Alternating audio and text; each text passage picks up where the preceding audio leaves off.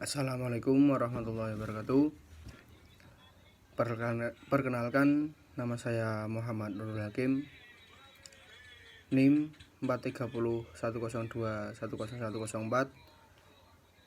Saya dari Fakultas Dakwah, Prodi Komunikasi dan Penyiaran Islam. Saya di sini akan menjelaskan tentang proses awal penyebaran Islam di Asia Tenggara. Asia Tenggara atau Indo-Melayu merupakan 7 wilayah kebudayaan atau peradaban Islam yang tegasnya terdiri dari wilayah-wilayah kebudayaan Arab, Islam, Islam Persia, Islam Turki, Islam Afrika, Islam anak benua India, Islam Indo-Melayu, dan terakhir sekali wilayah peradaban Islam di Western Hemisphere. Mengenai datangnya Islam di Asia Tenggara, sedikitnya ada 3 teori besar. Teori yang pertama yaitu teori yang mengatakan bahwa Islam datang langsung dari Arab, atau tepatnya di Hadramaut.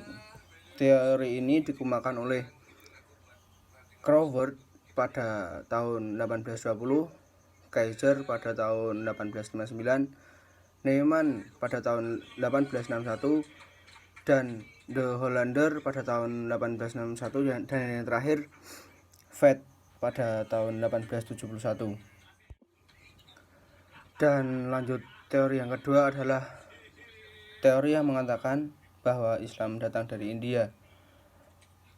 Teori yang pertama kali dikemukakan oleh Pitznapel berdasarkan terjemahan Prancis tentang catatan perjalanan Sulaiman, Marco Polo, dan Ibnu Battuta. Ia menyimpulkan bahwa orang-orang yang bermadzhab Syafi'i dan Gujarat dan Malabar di India yang membawa Islam di Asia Tenggara. Dan lanjut, teori yang ketiga atau teori yang terakhir. Teori ini dikembangkan oleh Fatimi bahwa Islam datang dari Bengali atau kini yang bernama Bangladesh. Dia mengutip keterangan Tome Poruse yang mengemukakan bahwa kebanyakan orang Islam termuka di Pasai adalah orang-orang Bengali atau orang Bangladesh dan keturunan mereka. Sementara itu, mengenai proses awal masuknya Islam di Asia Tenggara tidak berlangsung secara serta-merta, akan tetapi melalui beberapa tahap. Penetrasi Islam di Asia Tenggara secara kasar dapat dibagi ke dalam 3 tahap. Tahapan yang pertama dimulai dengan kedatangan Islam yang kemudian dia ikut dengan kemerosotan. Akhirnya, keruntuhan kerajaan Majapahit pada kurun abad ke-14 dan ke-15.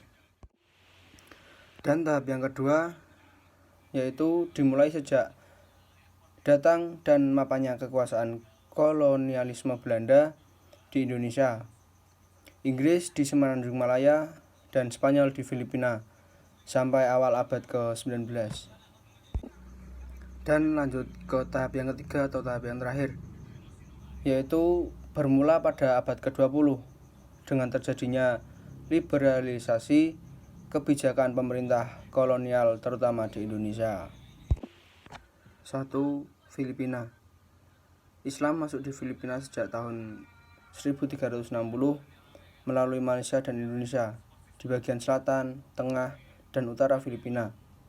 Jelasnya setelah mundurnya Majapahit yang dibawa oleh Mubalik Brunei dan Johor Malaysia. Berdasarkan berita Sulu, agama Islam masuk di Pulau Sulu dibawa oleh Syarif Al-Makhdum, seorang mubalik Arab pada tahun 1380 Masehi.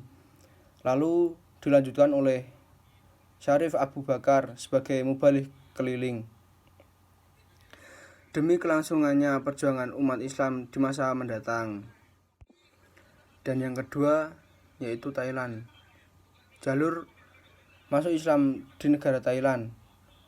Agama Islam datang di Thailand pada abad 10 Masehi, dibawa oleh pedagang Arab dan Hindustan.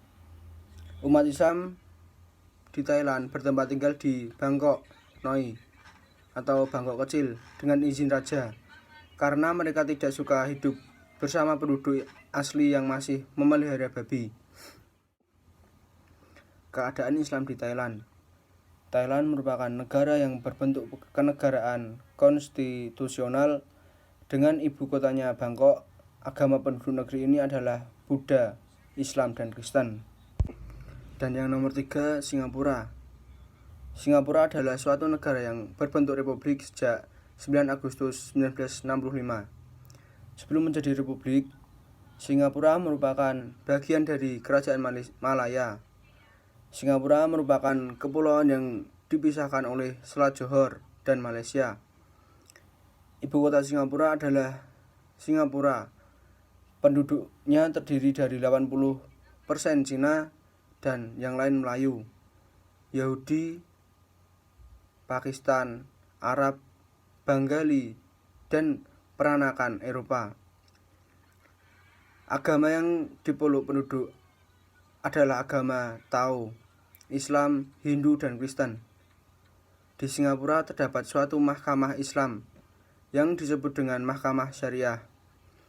Mahkamah ini bertugas untuk mengurusi dan memutuskan segala sesuatu yang berkaitan dengan kegiatan Islam, antara lain tentang zakat, wakaf, nikah, dan lain-lain. Organisasi yang lain adalah Perdaus atau Persatuan Pelajar-Pelajar Agama Dewasa. Organisasi ini menyelenggarakan pendidikan luar sekolah seperti kursus keterampilan atau semacam kursus dakwah. Dan yang keempat adalah Malaysia. Kebangkitan Islam di Malaysia. Manifestasi terpentingnya dari gerakan kebangkitan Islam di Malaysia dewasa ini adalah munculnya banyak organisasi dakwah dan sejumlah kebijakan pemerintah yang memberikan perhatian lebih besar tentang pentingnya Islam.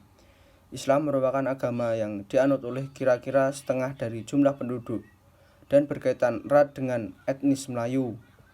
Hampir semua orang Melayu adalah Muslim, dengan sejumlah kecil Muslim dari kalangan pribadi yang lain. Kesimpulan dari materi di atas adalah minoritas Muslim di Filipina dan di Thailand merupakan kedudukan yang tak menyenangkan karena berada pada palu separitas yang penuh semangat yang didukung oleh gerilya dan landasan-landasan persatuan nasional. Dengan terbentuknya Mahkamah Islam di Singapura turut memberikan sumbang asih terhadap kesejahteraan umat Islam di negara tersebut. Lingkungan politik di Malaysia ini kelihatannya telah menandai kelangsungan kebangkitan Islam, meskipun sangat diragukan bahwa kalangan radikal dan fundamentalis akan mampu mencapai tujuan mereka. Barangkali kita akan melihat kekerasan sporadis yang berlanjut karena aktivitas-aktivitas yang frustasi. Yang lebih penting, kebijakan-kebijakan di Malaysia telah membantu meningkatkan rasa identitas Islam dan ini akan menimbulkan pengaruh jangka panjang dalam sistem-sistem politik mereka. Sekian, terima kasih. Wallahul muwaffiq ila aqwamit thoriq. Wassalamualaikum warahmatullahi wabarakatuh.